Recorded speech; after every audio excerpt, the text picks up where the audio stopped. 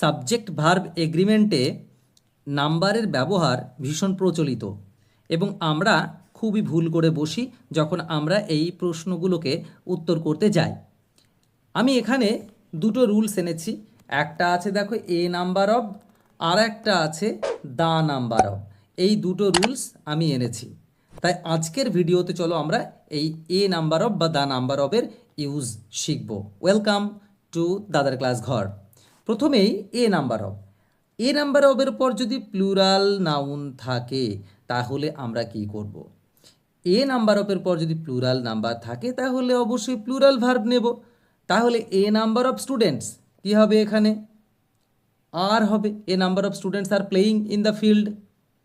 ওকে, পরের প্রশ্ন দেখো, এ নাম্বার অফ টিচার্স, তাহলে ওয়াজ আর ওয়ার কোনটা হবে? অবশ্যই ওয়ারটা হবে, প্লুরাল বলেছি কারণ এখানে এ নাম্বার অফ টিচার্স আছে, তাহলে আমরা এখানে ওয়ার বসাবো। নেক্সট হচ্ছে আ নাম্বার অফ মিস্টেকস হ্যাজ বা হ্যাভ বিন কারেক্টেড, অবশ্যই হ্যাভ বিন কারেক্টেড। তার কারণ আমি বললাম যে এ নাম্বার অফ যদি প্লুরাল নাউন থাকে তাহলে ভার্বটা কি হবে? প্লুরাল হবে। ওকে, ভার্বটা কি হবে? প্লুরাল হবে। এবার পরের যে রুলস আছে দেখো, পরের রুলসে হচ্ছে the number of plural noun, তাহলে ভার্বটা কি হবে? ভার্বটা কিন্তু সিঙ্গুলার হবে। এইটা তোমরা মাথায় রাখবে, সিঙ্গুলার ভার্ব হবে।